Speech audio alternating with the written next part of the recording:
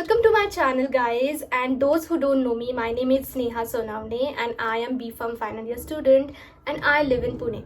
So obviously मैं अपना detail video बनाऊंगी एंड मुझे बहुत लोगों ने कहा है कि आपकी इन्फॉर्मेशन मतलब बताओ आपके बारे में and all, and I am surely going to talk about it but not now, after few videos.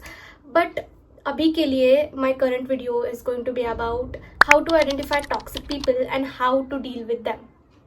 सो मुझे ये प्रॉब्लम बहुत होती थी कि मुझे समझ में नहीं आता था कि टॉक्सिक पीपल को आइडेंटिफाई कैसे करें, और आइडेंटिफाई कर भी लिया तो how to detach from them. So today's video is all going to be all about it and I am damn sure कि this video will help you at least 1% to at least detach from this people. रोज की जिंदगी में ऐसा होता है कि हमें लगता है कि जिस इंसान के साथ हम हैं वो अच्छा इंसान है, बट एक्चुअली वो हमारी एनर्जी को ड्रेन कर रहा होता है and he takes you through the downfall. So you should identify these people and get detached from these people as soon as possible. So today your sister is going to help you through all this process. So stay tuned. So the first thing is how to identify these people. So एक चीज़ होती है vibe नामक चीज़. Now what I mean by that is हम जिस भी इंसान के साथ होते हैं ना तो हमें एक वाइब फील होती है. It can be positive vibe, it can be training vibe. तो उस वाइब की हेल्प से हमें पता चलता है कि ये इंसान कैसा है. अगर उस इंसान के साथ हमें बहुत ही ज़्यादा ड्रेन्ड फील होता है या नेगेटिविटी फील होती है, so that is your sign to get out of that friendship और get out of that group. मतलब हम जब भी होते हैं, मतलब नो मैटर कि वो इंसान कितना भी अच्छा क्यों ना बिहेव कर रहा हो, मतलब लिटरली शुगर कोट की तरह आपके साथ बोल रहा हो, या लिटरली मैंने कुछ इंसान ऐसे देखे हैं मेरे लाइफ में जो इतने शुगरी बोलते हैं, मतलब उनके सामने शक्कर भी कम पड़ जाए इतने ज़्यादा शुगरी बोलते हैं, पर you never know how they'll stab you in your back. So yeah. तो जब भी हमें ऐसे वाइब फील हो तो that is your sign to get out of that friendship. Second thing is कि always complaining or always comparing with other people or always back bitching about everyone. जब आप ऐसे इंसान के साथ रहते हो जो हमेशा दूसरों के बारे में बुराइयां करता है तो हम वैसे बन जाते हैं धीरे धीरे.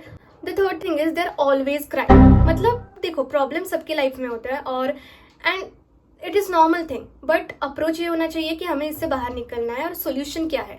सो I have seen this people like they just want to cry about it and they don't want to take any solution, and the only thing they need is sympathy from others, and that is something which they like doing. So yeah, that is also a toxic trait and you should understand it.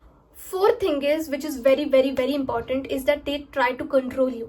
मतलब हमेशा आपको ऐसा लगता है कि आपके decisions को कोई इंपॉर्टेंस ही नहीं है, मतलब they take the decision and you have to follow it, and when you don't do it they will make the drama और they will be like okay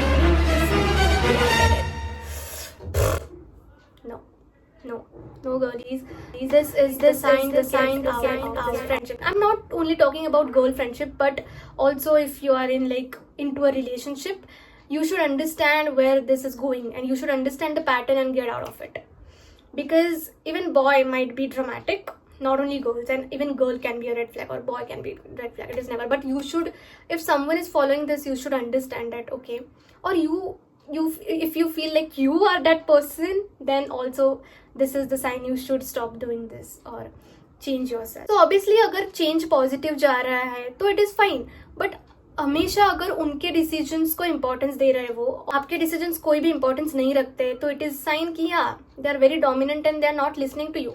या अगर आपके साथ वो अलग से बिहेव कर रहे हैं, they are speaking with you in loud voice और they are always complaining about you.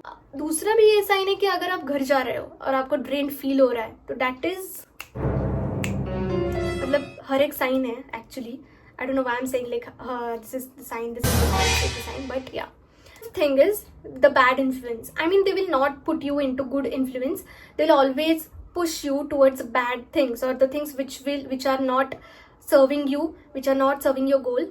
And just they will put you into addiction stuff or the things which are not good for you or not serving you. They'll push you into that. The ones which will lead you to success and not failure. Also, it is always said that the fake friendship or the type of friendship you are in decide the person you are, or they decide how your life is going to be. So exactly ये line आपको याद रखनी है और ऐसे दोस्तों के साथ नहीं रहना है. मैं आपको अगर समरी के तौर पे बताऊँ कि टॉक्सिक पीपल को आइडेंटिफाई कैसे करें, तो it is very simple. First thing is vibe. अगर आपको ऐसा लग रहा है कि इन लोगों के साथ आपको एक नेगेटिव एनर्जी फील हो रही है, या आपको ऐसा लग रहा है कि ये लोग एक्ट आउट कर रहे हैं जो भी कर रहे हैं, तो ऐसे फ्रेंडशिप्स में नहीं रहना है। या अगर आपको ऐसा लगता है कि हमेशा they are comparing themselves with you, और they are always comparing themselves with others, और हमेशा वो बैक बिचिंग वाला स्टफ रहता है, तो ऐसे लोगों के साथ नहीं रहना है। ऑल्सो मैं आपको एक बात बताऊं कि बहुत सारे लोग बाहर ऐसे होते हैं ना कि बहुत फेक होते हैं, मतलब शक्कर भी फीकी पड़ जाए उनके सामने, इतने शुगरी वो बिहेव करेंगे, मतलब इतना मीठा बोलेंगे, इतना मीठा बोलेंगे कि आपको लगेगा भाई साहब। But no, if you are watching this video you should know कि ये ऐसे लोग फेक होते हैं। मतलब इमोशंस नामक भी एक चीज़ होती है और वो हर इंसान में होनी चाहिए। बट अगर कोई इंसान ऐसा है कि उसको सिंपैथी बना रहा है, तो obviously that is also a sign of a toxic person. और अगर आपको ऐसा लगता है कि आप ऐसे इंसान हो, तो you can also change your life. It is not a big deal, you can change it, you can be a good person, and yeah that is it. Finally आते हैं कि how to cut this people off your life. मतलब आपको समझ में आ गया कि ये टॉक्सिक इंसान है, तो उसको कट कैसे करें। तो पहली चीज तो आपको ये समझनी है कि ऐसे इंसान की वजह से आप अपना फ्यूचर बर्बाद कर रहे हो। मतलब जस्ट इमेजिन, आप उस इंसान के साथ रह रहे हो जो आपको सेल्फ डाउट में डालता है, या आपको जज करता है, या आपको नेगेटिविटी के टूवर्ड्स ले जाता है, तो आपका फ्यूचर अफेक्ट हो रहा है, क्योंकि आप हमेशा नेगेटिव एनवायरनमेंट में रहते हो, और negativity always leads to clashes, और it always leads to downfall.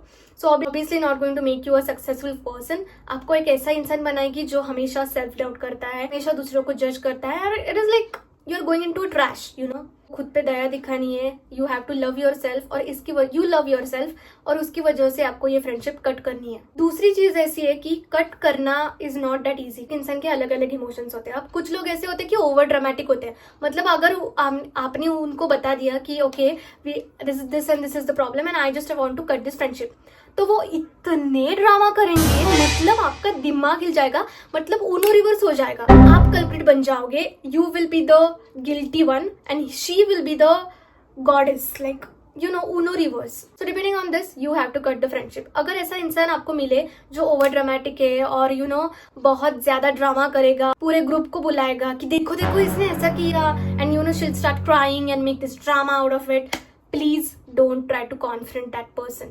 मतलब क्या होता है ना, ऐसे इंसान को दूर से ही नमस्ते करके निकल जाना चाहिए। बात तो सही है। मतलब आपको कोई जरूरत नहीं है उनको समझाने की या बताने की आपने फ्रेंडशिप क्यों कट करा है। Just slowly cut off the relationships, like stop chatting with them, slowly just get detached from them. और अगर वो आपके सामने आए और आपको बताए कि why did you do this and all, just you know ऐसे उड़ते उड़ते जवाब दे दो और जस्ट एंड इट कम्प्लीटली, क्योंकि वो अपनी फॉल्ट कभी भी एक्सेप्ट नहीं करेंगे, and that is just going to mess up the situation then actually solving it. So just let it go. दूसरी चीज़ है, अगर कोई इंसान है कि जो समझे और ड्रामा ना करे, तो उसको बिठाओ और उसको बताओ कि ये चीज़ें थी, मुझे ये पसंद नहीं आया, दैट इज द थिंग कि I am cutting this friendship of. अब क्या होता है ना, कई बार कि हम जब कॉन्फ्रंट करते हैं और हम जब बताते हैं कि हमारे प्रॉब्लम्स क्या है, तो सामने वाला क्या करता है ना, वो सॉल्व करता है और ये कहता है कि कोई ना, हम क्या करेंगे ना, नेक्स्ट टाइम से हम ऐसा नहीं करेंगे, no need to cut off the friendship, will be fine, you know, try to improve my self and everything will be fine. But मुझे ऐसा पर्सनली लगता है कि once a cheater always a cheater, so never try to fall into this trap and never get into this friendship again. तो ये आपको जरूरी बात याद रख। दूसरी बात जो आपको याद रखनी है ना, कि आप कोई गलत चीज़ नहीं कर रहे हो, you are doing the right thing, क्योंकि आप आपके स्टैंडर्ड्स को समझ रहे हो, you are respecting your self, you are not doing anything wrong, you are making your life better by cutting friendship off, and you're doing a right thing by cutting them off your life.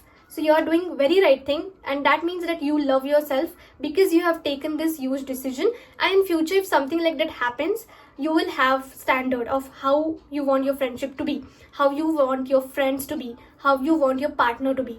So ये boundaries create होते हैं, उसकी वजह से you have to do this. अब क्या होता है ना कि हमने फ्रेंडशिप कट भी कर लिए कुछ ना कुछ करके, बट वो एक इमोशन रहता है हमेशा कि how to deal with this emotions. तो first of all you need to be thankful to yourself that you did it, और आपको ये समझ के रहना है कि obviously my life is going to be better now, I am going to find better friends, my life is going to be fantastic, and I'm going to be my best version, and yeah, That is all about it. So just remember this, and I hope my video was informative. It helped you in some way, and thank you so much for watching. If you need video on any other topic, please let me know, and see you. Bye bye. Sayonara.